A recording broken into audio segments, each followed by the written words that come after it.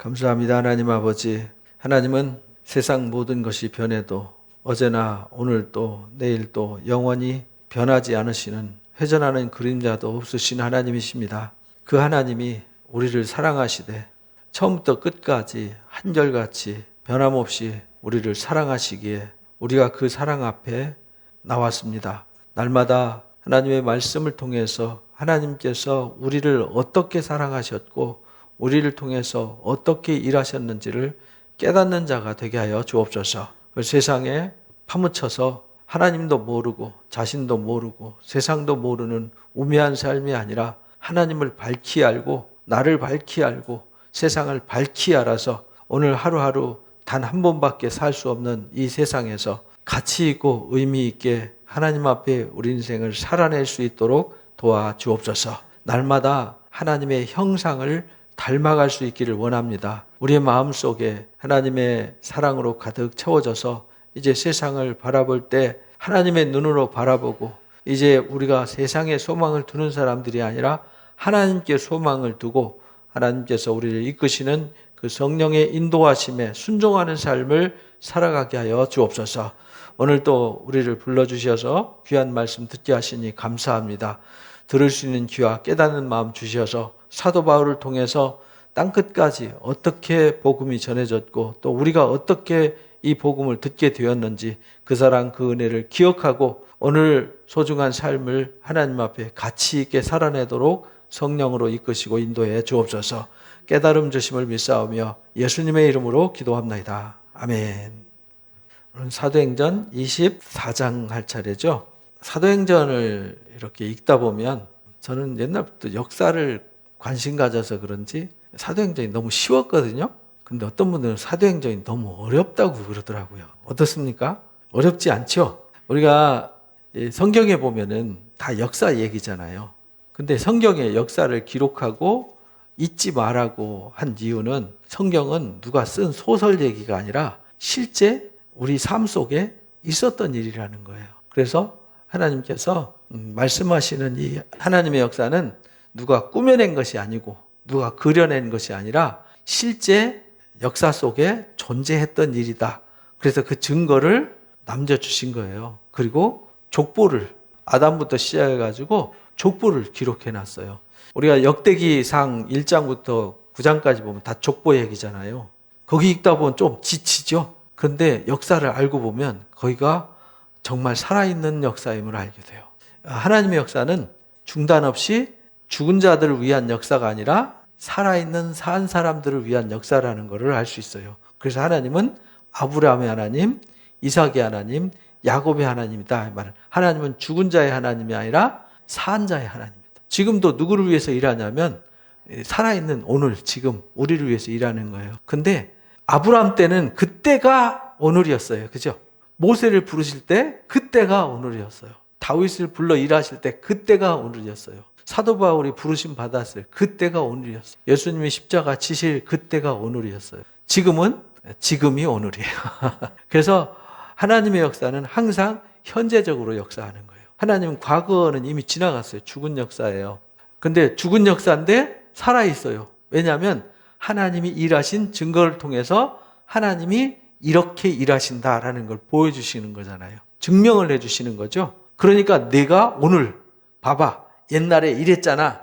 그러니까 네가 오늘 어떻게 살아야 되겠어? 이걸 말하는 거예요. 그리고 앞으로 미래를 내가 이렇게 살아가야 돼. 그래서 성경은 뭘 가르치냐면 과거와 현재와 미래를 가르치는 거예요. 과거를 통해서 오늘을 비춰주시는 거죠. 오늘을 통해서 미래를 바라보라는 겁니다. 그러니까 뭘 알아야 돼요? 역사를 알아야 되는 거죠. 하나님께서 무슨 일을 하셨는가. 그래서 여러분들이 구약성경을 읽다 보면 가장 많이 등장하는 얘기가 내가 애굽에서 너희를 어떻게 이끌어내셨는지 그거 잊지 마. 출애굽 역사를 여기 역사를 하나님이 선지자들을 통해서 의인들을 통해서 강조할 때 이 출애굽 이야기를 계속 강조하세요. 시편 78편에도 이제 이스라엘 역사 얘기를 쫙 나열을 하잖아요. 이거 잊지 마라. 내가 너희를 어떻게 이끌어내셨는지, 내가 너희를 어떻게 사랑했는지 잊지 마라. 근데 그 얘기를 오늘을 살고 있는 이 사람들한테 얘기한 거예요. 이 사람들은 죽었어요. 이 사람, 죽은 사람들을 위해서 일하지 않아요. 오늘을 사는 이 사람들과 아직 오지 않은 미래 세대를 향해서, 이들도 미래 세대들도 오늘에 등장하게 되면 현재가 되는 거잖아요. 그래서 하나님은 오늘 시작해서 오늘 역사를 끝내는 거예요. 그래서 하나님은 어제나 오늘이나 내일이나 영원토록 변함이 없으시다, 이렇게 말씀하시는 겁니다. 그러니까 구약 출애굽 역사 잊지 마. 그것처럼 이제 오늘날 우리에게는 뭘 가르치냐면, 예수님이 십자가 지시고 부활 승천하셨어요. 그리고 가셔서 성령을 보내주셨잖아요. 마가다락방에 오순절 날에 성령을 보내주시면서 내가 가면 성령을 보내줄 거야. 그러면 그 성령이 제자들과 함께 일해서, 그러니까 성령이 사람과 함께 하는 거죠. 그래서 예수님을 영접하는 모든 사람들에게는 뭘 부어주시죠? 성령을 부어주셔서, 성령을 부어주시면 능력을 옷 입게 되는 거다. 그 능력이 예루살렘과 유대와 사마리아와 땅끝까지 이르러서 이 복음을 전하게 될 것이다 라고 우리가 사도행전 1장 8절에서 배웠어요. 근데 실제 성령이 임하셔서 예루살렘 선교를 했죠. 그래서 하루에 3,000명, 5,000명씩 절기 때 모이던 수많은 사람들이 회심하고 주께 돌아왔어요. 그리고 거기가 꽉 채워지니까 하나님이 몽둥이로 투들어가지고 나가! 머물러 있지 말고 나가! 그래서 교회는, 이 선교의 역사는, 교회의 역사가 선교의 역사잖아요. 선교의 역사는 말은 무슨 말이냐면, 나가서 하나님을 알지 못하는 사람들에게 알게 하고 죽은 영혼을 살리는 역사예요. 나가서 살리는 일을 해! 이래가지고 교회는 나가라 구조로 바뀌었어요. 처음에는 모여라! 모여서 성령을 부음받았어요. 그 다음에는 여기 있지 마! 나가! 이래가지고, 그래서 기독교가 교회가 많은 거예요. 선교사를 많이 파송하는 거죠. 그렇게 해서 복음을 전하기 시작했어요. 그래서 예루살렘 선교 다음에 유대 선교, 사마리아 선교 끝나고 이방 선교를 위해서 사도 바울을 준비하셨죠. 바울이라고 하는 사도를 준비하셨는데, 이 바울이라고 하는 사도는 땅끝까지 복음을 전할 수 있는 준비된 사람이었어요. 그러니까 하나님께서 무슨 일을 할 때는 항상 준비하시고 일하세요. 그래서 하나님은 여호와 일이라 그러죠. 이삭을 번제로 드릴 때 이미 번제 드릴 양을 준비하시고 계셨어요. 하나님은 우리를 부르실 때 이미 준비하시고 부르시는 거예요. 근데 우리가 그걸 모르는 거죠. 우리는 우매해서 내 콧등만 바라보고 살기 때문에 하나님을 모르고 하나님의 부르심의 뜻을 모르는 거죠. 그래서 성경을 가르쳐서 알게 하는 거죠. 그래서 영적인 눈을 떠서 볼 수 없는 것을 보게 하고, 들을 수 없는 것을 듣게 하고, 믿을 수 없는 것을 믿게 하고, 갈 수 없는 길을 가게 하는 거죠. 그래서 세상 사람들은 다 태어나서 다 죽잖아요. 안 죽는 사람 있나요? 팀 켈러라는 사람이 거기 이제 죽음에 관한 책을 썼더라고요. 그래서 제가 아주 얇은 책이라서 읽어보는데, 사람들은 다 죽는다는 사실을 모르고 살아요. 그러니까 사람이 사실은 뭘 준비해야 되냐면, 사는 것보다 뭘 준비해야 되냐면 죽는 걸 준비해야 돼요.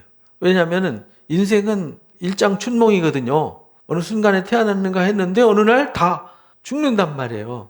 근데 사람들은 영원히 살 것처럼 사는데 갑자기 어느 날 죽음이라는 문턱에 서게 되는 거죠. 그럼 이게 뭐지? 이렇게 당황을 하는 거예요. 그 다음에는 답이 없어요. 왜? 준비가 안 돼 있으니까. 삶이 뭔지도 모르고 죽음이 뭔지도 몰라요. 그래서 공자가 그랬다 그러잖아요. 죽음에 대해서 모르니까 다음 세대에 보니까 야, 삶도 모르는데 어떻게 내가 죽음을 얘기하겠냐.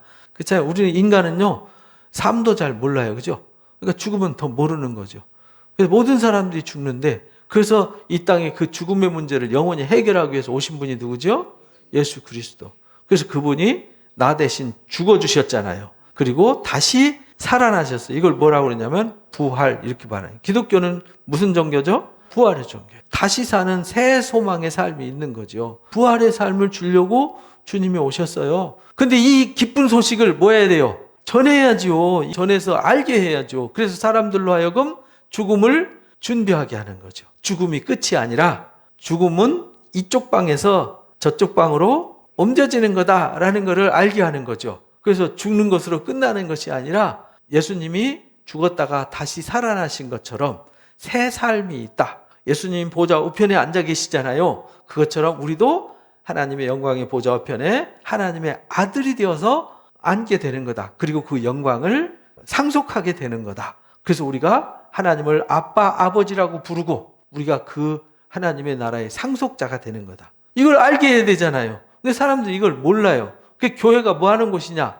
이 사실을 알게 하는 거예요. 그래서 사도 바울이 이 일을 위해서 예루살렘부터 시작해가지고 다메섹으로 가다가 주님 만나고 나서 예루살렘으로 왔다가 다시 다소로 가가지고 자기 고향에서 복음 전하다가 안디옥 교회에서 선교사로 파송받아서 1차, 2차, 3차 선교 여행을 끝나고 지금 예루살렘 교회로 온 거잖아요. 근데 이 모든 것을 실제 역사로 기록을 했어요. 땅 지명과 당시의 총독과 왕과 거기에 실제 있었던 사람들 인물을 다 기록해서 이거는 꾸며낸 얘기가 아니라 실제 있었던 일이다. 그래서 그 역사가 연장되어져서 지금 오늘에 이른 거다. 지금 우리 오늘 이렇게 예배하는 이것이 그냥 있는 게 아니라 그때에 하나님이 하신 일이 이어져서 여기까지 온 거라는 거예요. 그러니까 우리는요, 하나님이 살아계심을 우리는 목격하고 있는 거죠. 이미 목격했잖아요. 그죠? 그리고 지금 오늘 일하시는 거죠. 그러니까 앞으로 뭐 하실 거예요? 일하실 거란 말이에요. 근데 이걸 알게 해야 되잖아요. 이걸 알게 하는 곳이 어디라고요? 교회. 교회는 무슨 인문학 강좌소가 아니에요. 여기는 무슨 프로그램 행사하는 곳이 아니에요. 복음을 전해서 그걸 알게 하는 거예요. 그래서 삶을 깨닫고 삶을 누리고 준비하고 그 나라를 상속하는 자가 되는 거예요. 그러니까 태어나는 것도 축복이고 사는 것도 축복이고 죽는 것도 복이죠. 그런데 하나님을 모르면 태어나는 것도 불행한 거고요. 사는 것도 불행하고요. 죽는 것도 불행한 거예요.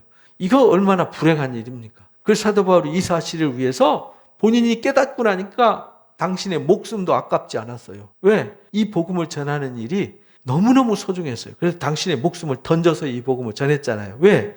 던질 수 있었느냐? 다시 부활의 새 삶을 얻을 수 있으니까. 그래서 고린도전서 15장에 부활에 대해서 아주 구체적으로 설명을 해놨어요. 우리가 죽는 것으로 끝난다면 이 세상에서 가장 불쌍한 사람들이 그리스도인들이다. 부활이 없다면 예수 믿는 것이 무슨 의미가 있냐? 부활이 없다면 예수님 뭐하러 와서 그 조롱당하고 멸시천대 받고 저주의 십자가에 매달리겠냐? 부활이 있기 때문에 오신 거고, 그래서 죽었다가 다시 살아나셔서 잠자는 자들의 첫 열매가 된 거다. 그 다음은 우리다. 우리 믿는 우리가 그 열매가 되는 거다. 그래서 부활이 어떻게 이루어지는지 물어보니까, 야, 생각해봐. 씨를 씌우면은 씨가 나오냐? 거기서 뭐가 나오죠? 거기 나무가 나오잖아요. 나무. 복숭아 심으면 복숭아 나오고, 사과 씨 심으면 사과 씨가 나오는 게 아니잖아요. 사과 씨 심었는데 거기 사과가 나와요? 사과 나무가 나오죠. 근데 사과 씨 속에 뭐가 들어있어요? 사과 나무가 들어있었잖아요. 근데 보여요? 안 보여요? 안 보여요. 그것처럼 우리 안에 뭐가 있냐? 생명의 씨가 있어요. 우리가 예수님을 영접한다는 얘기는 내 안에 뭐가 있다는 거예요? 새 생명의 씨가 있는 거예요. 그래서 죽어도 다시 살아요. 씨가 심었는데 씨는 나중에 어떻게 되죠? 썩어서 흙으로 돌아가고 없어지고 거기에 새 생명이 탄생하는 것처럼 이 썩을 몸이 썩지 아니함을 유업을 얻지 못한다. 이 육체의 몸은 육으로 왔다가 육으로 돌아가는 거다. 그러나 우리 안에 생명의 씨인 그리스도가 있기 때문에 이 생명의 씨가 다시 사는 거다. 이게 부활의 비밀이다. 그래서 주님 다시 오실 때 살아있는 사람들은 이 썩을 몸이 썩지 아니할 몸으로 순식간에 변화되어지고, 이미 죽은 사람들은 이 썩어서 없어졌지만 그 속에 생명의 씨가 있었기 때문에 새 몸으로 다시 살아나는 거다. 그래서 주님 다시 오실 때 죽은 자들이 일어나고 산 자들은, 살아있는 자들은 산채로 변화받아서 주님을 맞이하게 되는 거다. 이게 부활의 비밀이다. 이렇게 가르쳐 주셨어요. 이 복음을 전하기 위해서 예루살렘에 와가지고 잡혔어요. 그런데 바울은 확신이 있었어요. 어떤 확신이 있었냐면 하나님이 나를 부르실 때 땅 끝까지라고 분명히 약속하셨어요. 이게 로마에 가서도 복음을 전해야 하리라. 그런데 사람들은 예루살렘에 올라가면 맞아 죽는다. 잡혀서 죽는다 했어요. 근데 나는 죽음도 두려워하지 않는다. 그래서 갔는데 진짜 잡혀가지고 맞아 죽을 뻔했잖아요. 그런데 하나님이 천부장 루시아를 동원해서 로마 장교를 동원해서 바울을 구원해 주셨어요. 그 구원해주고 그 구원의 계기로 성난 군중들 앞에 바울을 죽이려고 성나서 막 몰려든 그 사람들에게 복음을 전했어요.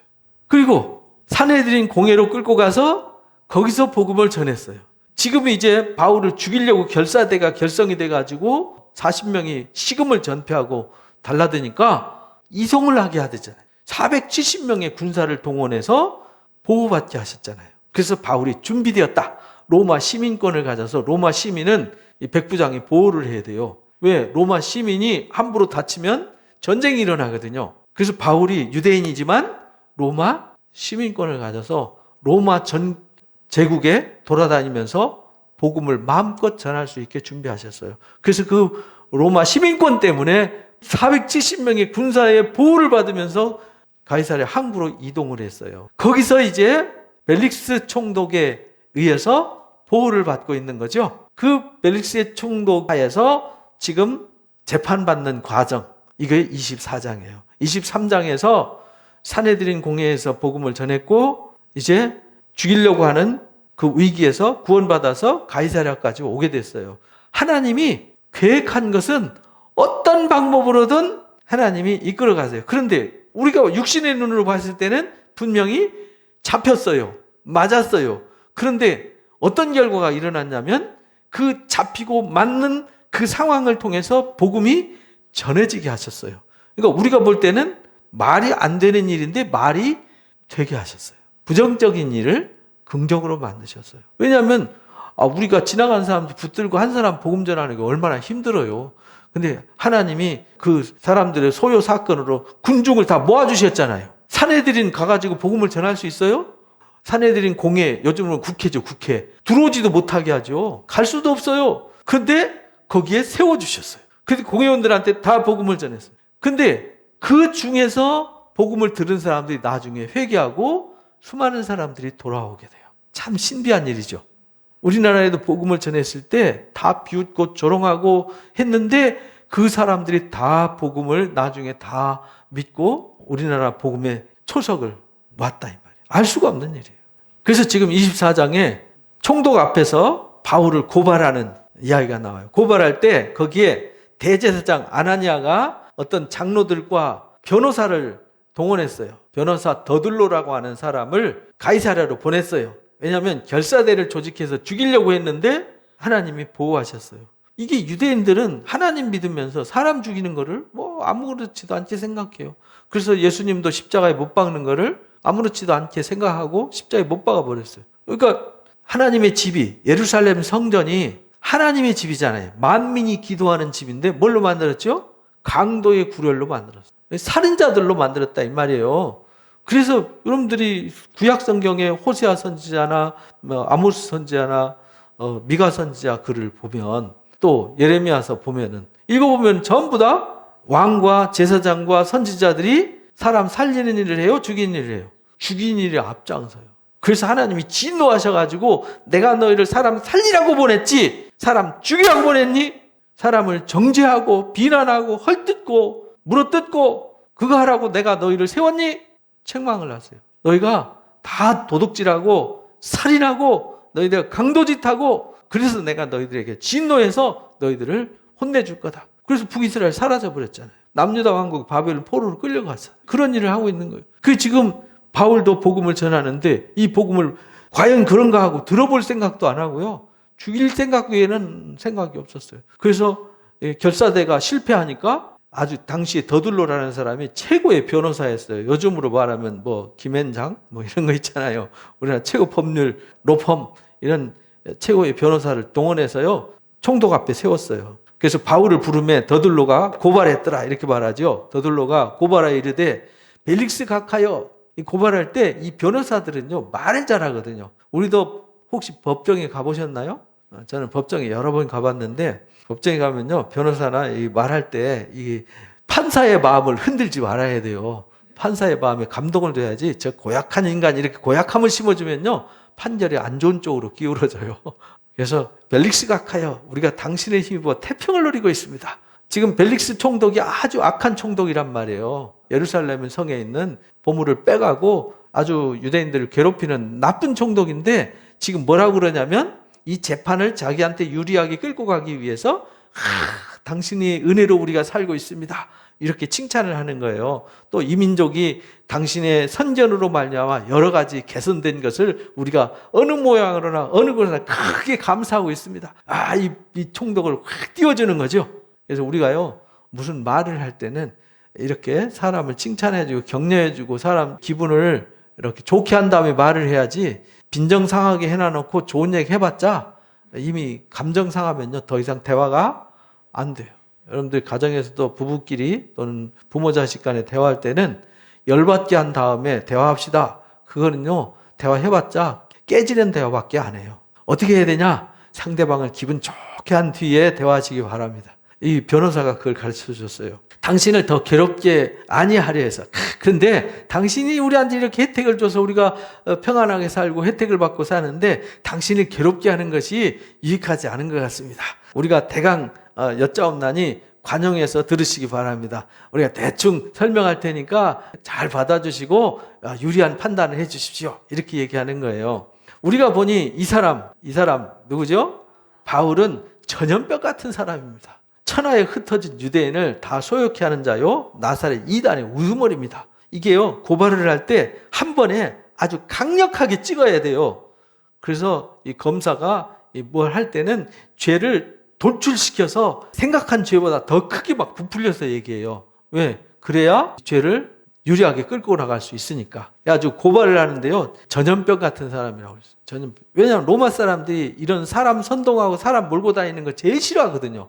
왜? 로마 전체 큰 나라를 통치하려면 로마라고 하는 나라가 당시에 이 지중해변에 있는 모든 이 나라, 이게 다 로마 제국이잖아요. 여기 브리타니아가 영국이잖아요. 영국, 벨기카, 여기 벨기에, 네덜란드 있는 여기부터 시작해서요. 여기 독일, 폴란드, 그 다음에 프랑스, 오스트리아, 스위스, 여기 히스패니아, 스페인, 포르투갈, 여기 이탈리아, 여기 이제 알제리, 모로코, 튀니지, 애굽, 그 다음에 여기 이스라엘, 요르단, 시리아, 레바논, 이라크, 아르메니아, 터키, 여기 동유럽, 다 그리스를 비롯해 마케도니아, 그 위에 지방 다 지금 로마 제국이란 말이에요. 지중해를 우리 바다라 그랬어요. 그때는 이게 세계였어요. 다 세계를 누가 지배하고 있죠? 로마가 지배하고 있어요. 이 대단한 나라에 지금 통치를 하려면은 소요 사태가 없어야 돼요. 그 사람이 모이고 집회하는 걸 제일 싫어했어요. 근데 이 바울을 고발하는데 제일 좋은 방법이 뭐냐? 이 사람은 전염병 같은 사람입니다. 사람들을 혼란하게 하고 민심을 동요시키는 사람입니다. 이걸 이제 고발한 거예요. 천하에 흩어진 유대인들을 다 소욕해, 유대인들을 소욕해 한다는 얘기는 이 로마 사람들, 유대인들 골치 아프거든요. 전 세계에서 말 제일 안 듣는 사람이 로마 사람이었어요. 왜냐하면 유일신을 섬기니까. 로마 사람들은 만신전이잖아요. 만신전. 다신국가란 말이에요. 모든 신을 다 인정해줘요. 그래서 어떤 신을 섬기는지 상관하지 않은데 유대인들은 다른 신을 인정하지 않아요. 로마가 섬기는 신들도 하나도 인정 안 해요. 주피터 인정하지 않아요. 주노, 에로스, 큐피터 인정하지 않아요. 이런 신들 하나도 인정하지 않으니까 갈등 요소가 되니까 싫어하는데 일부러 부채질하려고 천하에 흩어진 유대인들을 시끄럽게 하는 사람입니다. 그리고 나사렛 출신인데 이단의 우두머리입니다. 아주 이렇게 소유케 하는 아주 전염병 같은 사람의 우두머리입니다 해가지고 확 돌출시키는 거죠. 그가 성전을 더럽게 했습니다. 그 유대인들에게는 이 유대인을 다스리는 총독이잖아요. 원래 유다 지파, 사마리아 지파 땅, 거기 사마리아 땅은 원래 유대 왕이 다스려야 되는데 왕이 추방당하고 왕이 없이 총독 정치를 하고 있는 거예요. 로마 총독이 파견돼 가지고 다스리고 있는데 성전이 시끄러우면 제일 골치 아픈 거예요. 그래서 성전을 더럽게 하려 함으로 우리가 잡았습니다. 그래서 여기 6 하반 상반절 없음 이렇게 돼 있잖아요. 다른 성경에는 번역본에는 뭐라고 돼 있냐면 우리 개혁 성경에는 없는데 다른 70년 성경 다른 사본에는 여기 써 있었어요. 그래서 율법대로 재판하려고 했지만 천부장 루시아가 와서 그를 우리 손에서 강제로 뺏어갔습니다.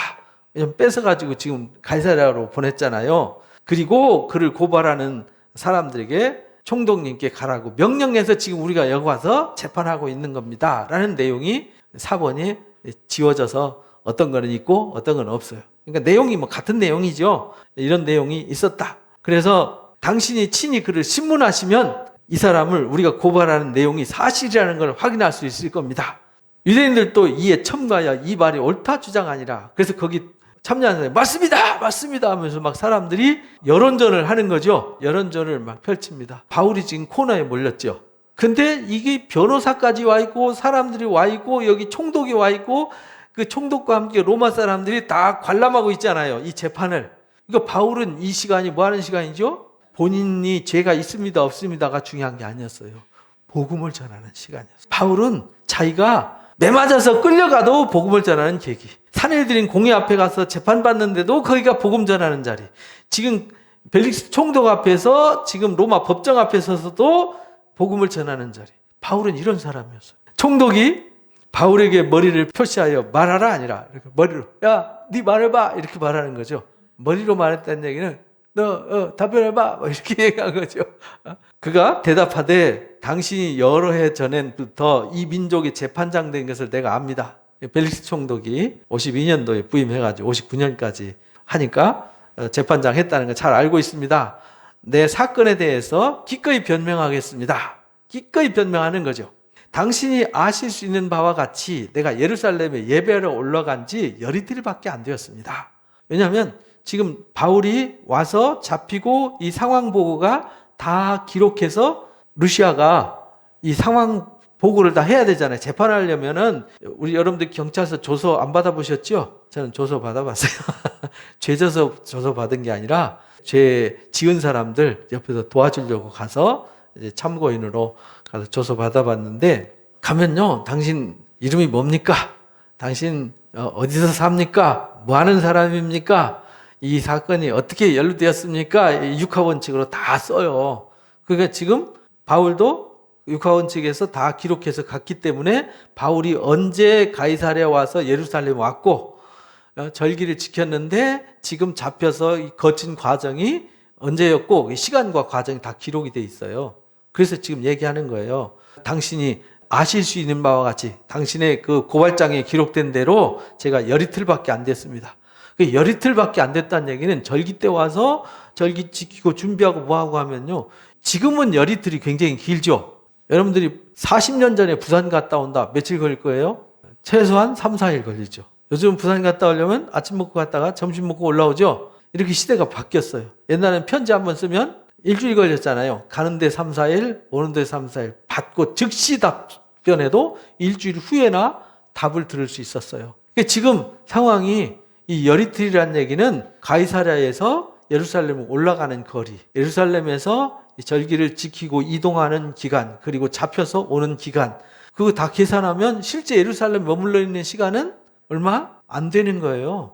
우리가 생각할 땐, 야, 열이틀 되게 길었네. 뭐 2주일 가까이 있었는데, 예루살렘에만 있었던 게 아니잖아요.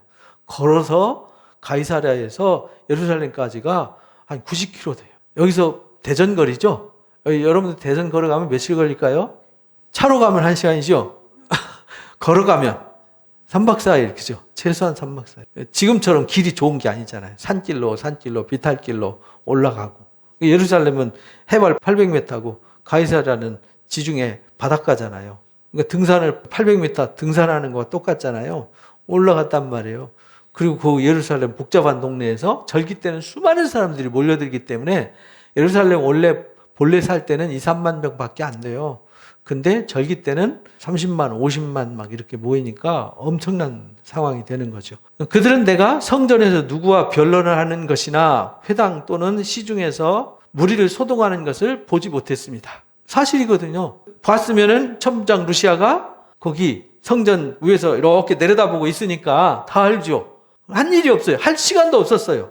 누가 변론한 적도 없었고 회당에 들어가서 갈등을 만드는 일도 없었고 또 소동하게 한 일도 없었어요. 그런 일을 본 적도 없고 증거도 없어요. 이제 나를 고발하는 모든 일에 대해서 그들이 능히 당신 앞에 내세울 것이 없습니다. 그들이 고발하는 증거는 그냥 이 사람은 천하의 전염병 같은 사람입니다. 유대인들을 소욕해 하는 사람입니다. 근데 소욕해 했다는 증거가 있습니까? 이런 말이에요. 내가 전염병 같다는 뭘로 사람들을 미혹했고 사람들을 몰고 다녔고 사람들과 만나서 선동을 했는지 증거 있습니까? 없지 않습니까? 이런 말이에요. 실제 없거든요. 없어요. 그러나 이것을 당신께 고백하겠습니다. 이제는 뭐 하는 거냐면 복음을 전하는 거죠.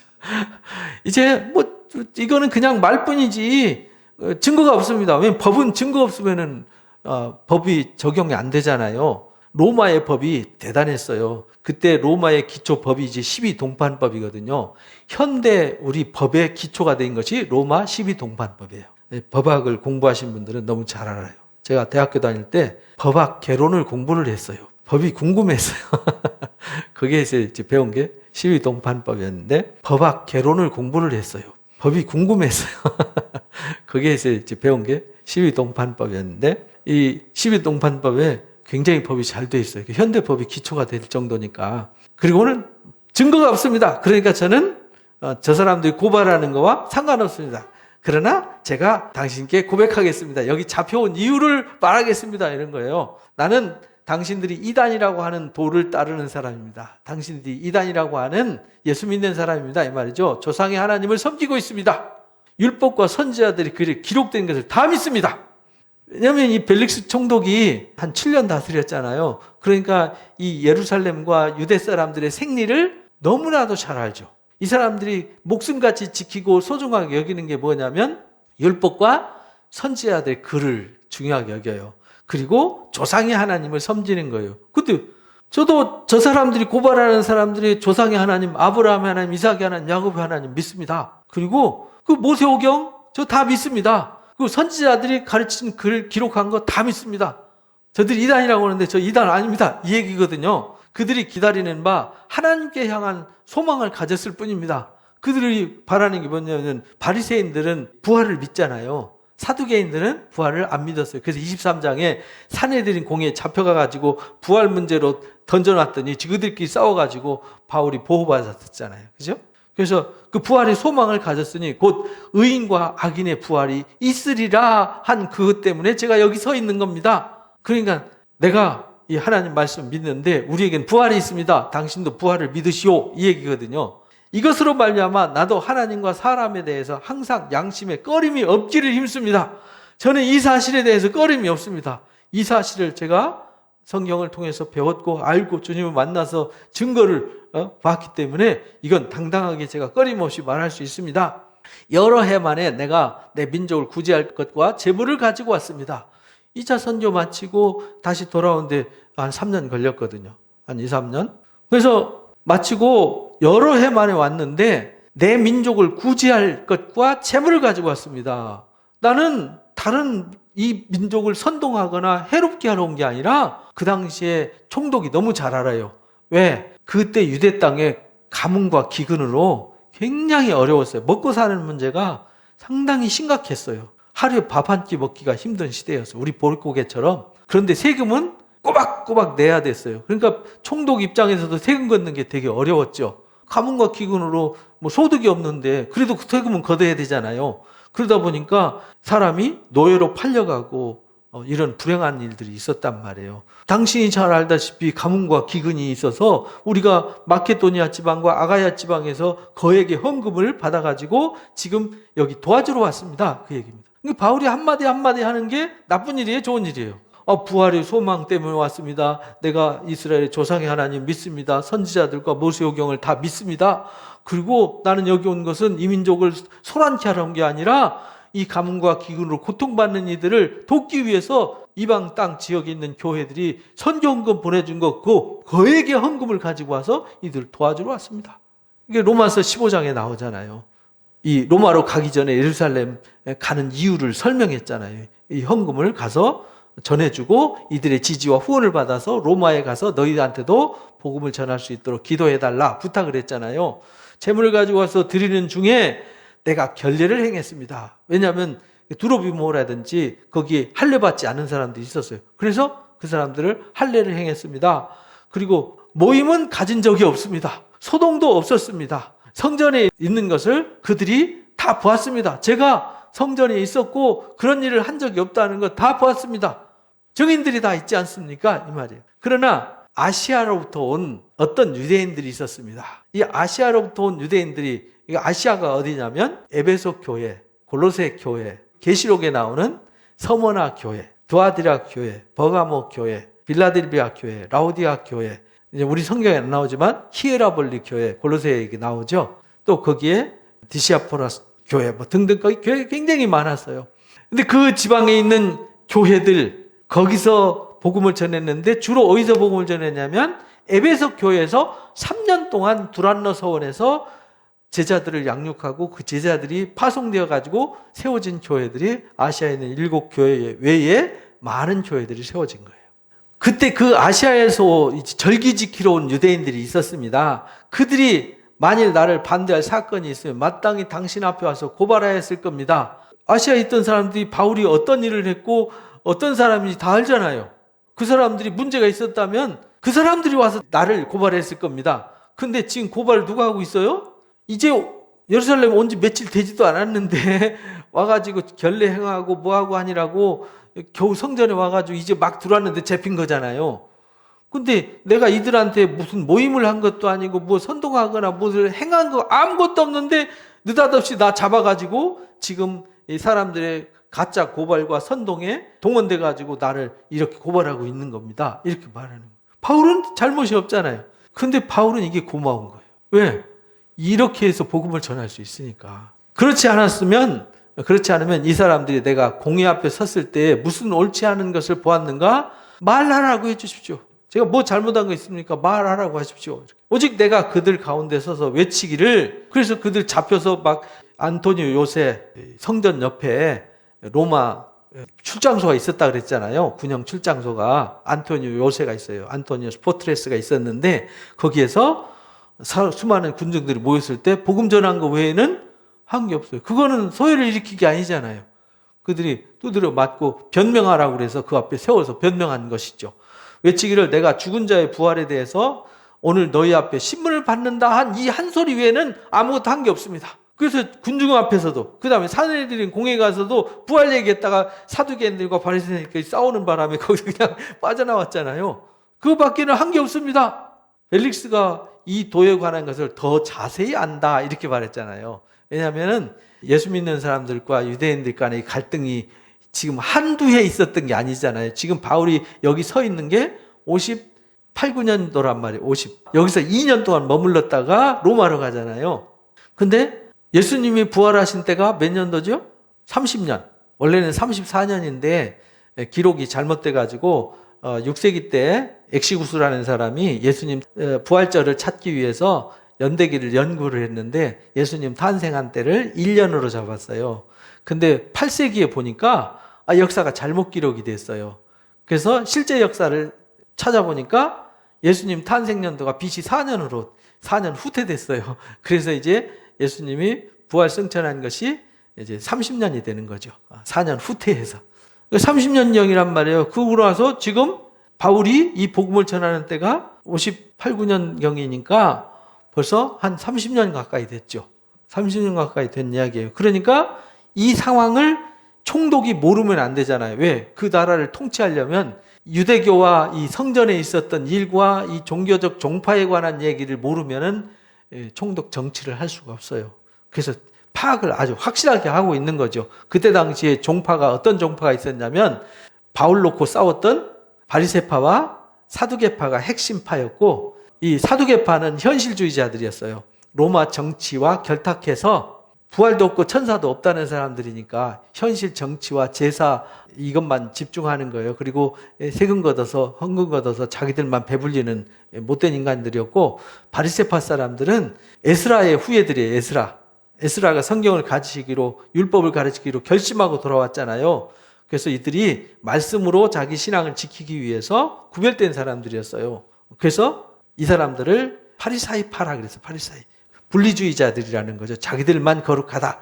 그래가지고 성경을 중요하게 권위로 여기고 신앙하는 사람들. 그래서 이 사람들은 천사도 믿고 부활도 믿는 사람들이에요. 이 두 정파가 싸우고 또 한 파는 로마는 대적해서 구약의 역사 보면은 막 전쟁으로 싸워서 이기잖아요. 하나님이 함께 하시기 때문에 이 로마 점령한 이 사람들을 싸워서 물리쳐야 된다 하는 젤롯 당이 있었어요. 시카리 당이라고 그러는데요. 이 사람들이 요즘으로 말하면 테러분자들, 원리주의자들. 로마 사람들을 막 지나가다가 칼로 죽이고 불을 지르고 막 테러를 행하는 사람들이었어요. 그런 젤롯 당이 있었고요. 이제 세상 다 싫다 해서 광야로 들어가서 하는 SNF파가 있었어요.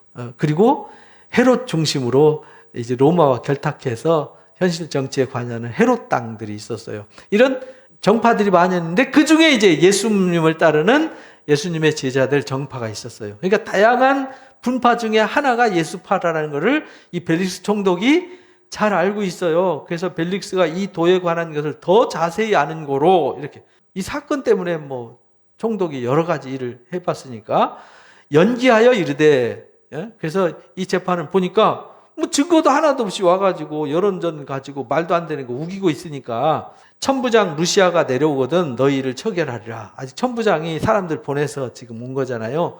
루시아가 그 증거를 가지고 있으니까 그때 루시아가 오면 다시 재판하자. 이렇게 하고 백부장이 명하여 바울을 지키게 하되 자유를 주었어요. 왜? 로마 시민이니까. 하나님께서 왜 바울을 준비하셨는지 아시겠죠? 만약에 바울이 로마 시민이 아니라 유대인이었으면 보호해줄 명분도 없어요. 저기들 문제니까 저기들끼리 싸우든 말든 저기 법정에서 놔둬야 되는데 로마 시민이니까 천부장 루시아도 벨릭스 총독도 로마 시민을 보호해야 돼요. 왜? 로마 시민은 황제의 법 아래 보호를 받는 사람이기 때문에 황제의 재판받아서 정죄되기 전에는 아무도 정죄할 수가 없어요. 대단한 권리였죠. 그래서 지키고요, 자유를 줬어요. 보호받는 거죠. 그 친구들이 그를 돌보아주는 것을 금하지 말라 했더라. 이렇게 혜택을 보고 있는 거예요. 수일 후에 벨릭스가 그 안에 유대 여자 드루실라와 함께 바울을 찾아왔어요. 이 드루실라라는 여자가 이제 예수님에 대해서 알아요. 유대인이에요. 유대인인데 지금 벨릭스하고 결혼한 거거든요. 바울을 불러 그리스도 예수를 믿는 도를 들었더라. 얘기를 들어보니까 바울이 지금 예수 믿는 사람들이 어떤 사람들이고 바울이 왜 잡혔는지 대충 알잖아요. 그러니까 도대체 뭔 얘기인지 더 듣고 싶었던 거예요. 또 이 드루실라는 유대인 여자니까 종교에 대해 더 관심이 있죠. 바울이 의와 절제와 장차오는 심판을 강론했더라.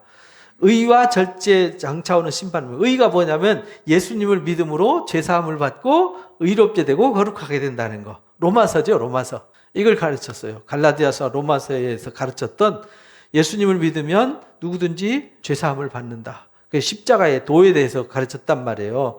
절제라는 건 뭐냐면 그러니까 우리가 육신의 생각을 쫓지 말고 성령을 쫓아 행해야 된다. 이걸 가르쳤어요. 그리고 장차올 심판. 주님이 다시 오시는데 주님이 다시 오시면 사탄인 잡아서 불못에 던져놓고 우리가 구원에 이르게 된다. 영생을 얻게 된다. 하나님 나라를 유업으로 얻는 첫째 부활에 이르게 된다. 이걸 강론했어요. 벨릭스가 두려워했더라.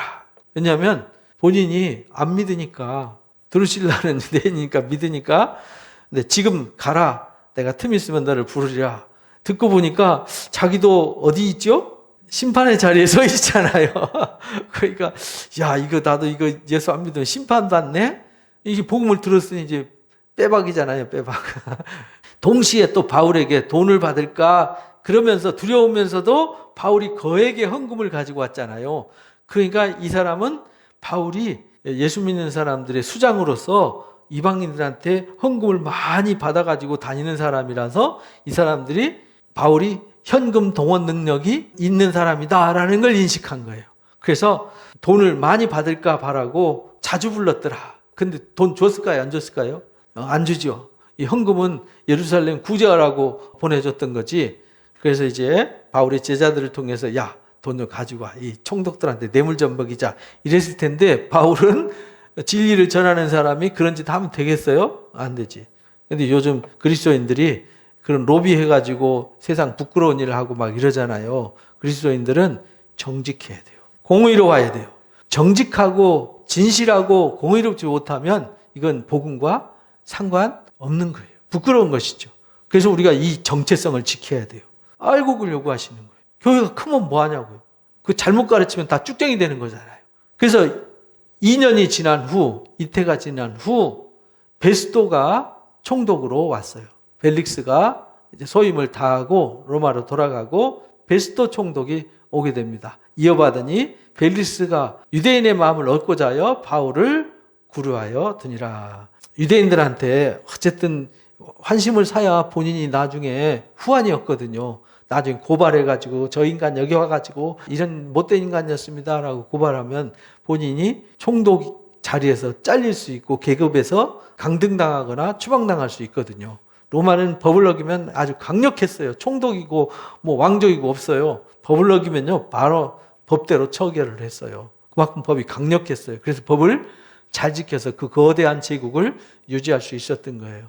이 선진국들은 법이 강력하기 때문에 나라가 통제가 되는 거예요. 후진국은 통제가 안 되는 이유가 법이 고무줄이에요.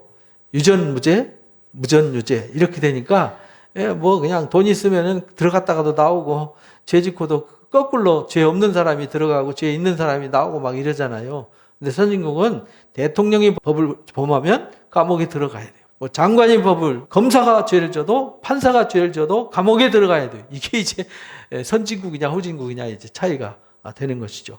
그래서 유대인들 환심을 사고자 해서 로마의 감옥에 구류를 해놨어요. 2년 동안. 그리고 이제 베스도 총독이 와서 또다시 재판을 하는 얘기. 이러면서 여기 이제 베스도 총독과 그때 당시에 왕이었던 아그리파 2세, 아그리파 1세는 12장에서 죽잖아요. 그래서 아그리파 2세 앞에서 복음을 전하는 얘기가 이제 25장, 26장, 27장 이래서 로마로 가는 얘기가 등장을 하게 됩니다. 그러니까 우리가 역사를 보면서 모든 역사는 아무도 예측할 수 없구나.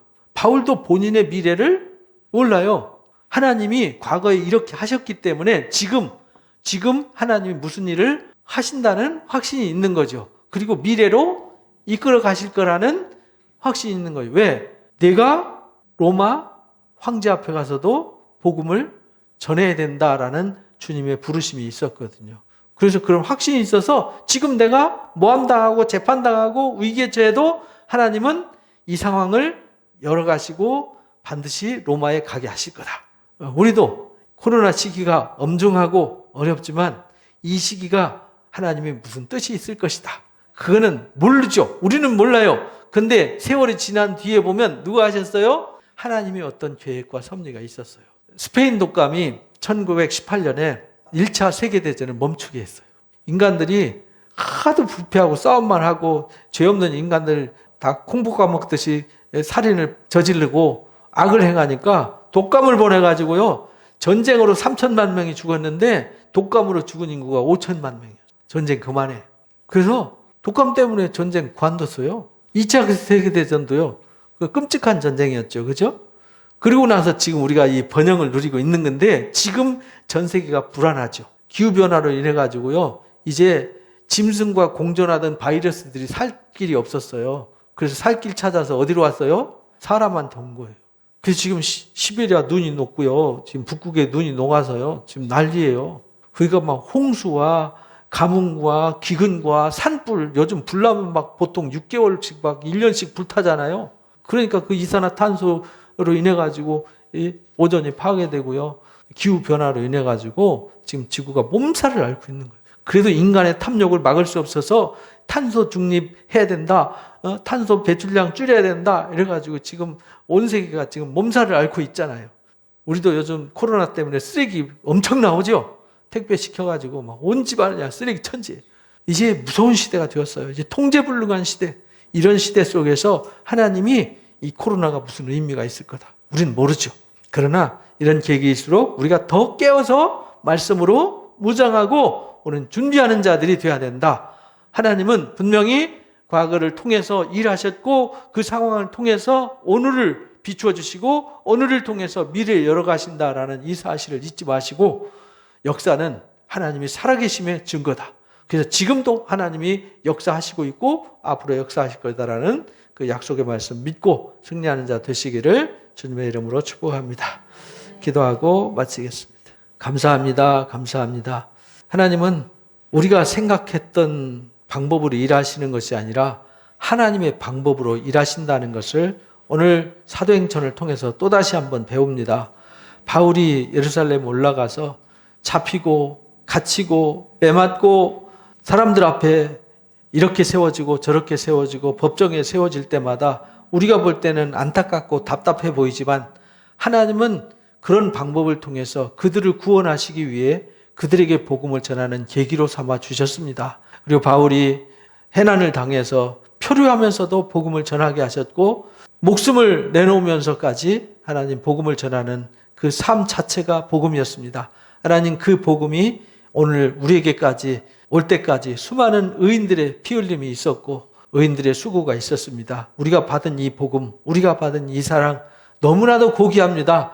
우리가 사랑의 빚진 자가 되었사오니 우리가 받은 이 복음, 이 사랑, 이 은혜를 이제 잊어버리는 자가 아니라 이 복음을 더 가치 있고 빛나게 계승해 갈 수 있는 믿음의 사람들이 되게 하여 주옵소서. 그래서 이 시대에 복음이 비난받고 조롱당하는 참으로 안타까운 시대지만 우리가 더욱더 깨어서 말씀으로 무장하고 변화받고 새롭게 되어져서 어두운 세상에 빛을 비추는 빛의 사자들이요, 또 복음을 알지 못하는 많은 사람들에게 이 부활의 복음을 전하고 생명의 복음을 전해서 생명을 살리는 거룩한 역사를 바울처럼 목숨을 다해 일하는 자들이 되게 하여 주옵소서. 오늘도 함께해 주심을 감사하며 우리 주 예수 그리스도 이름으로 기도합나이다. 아멘.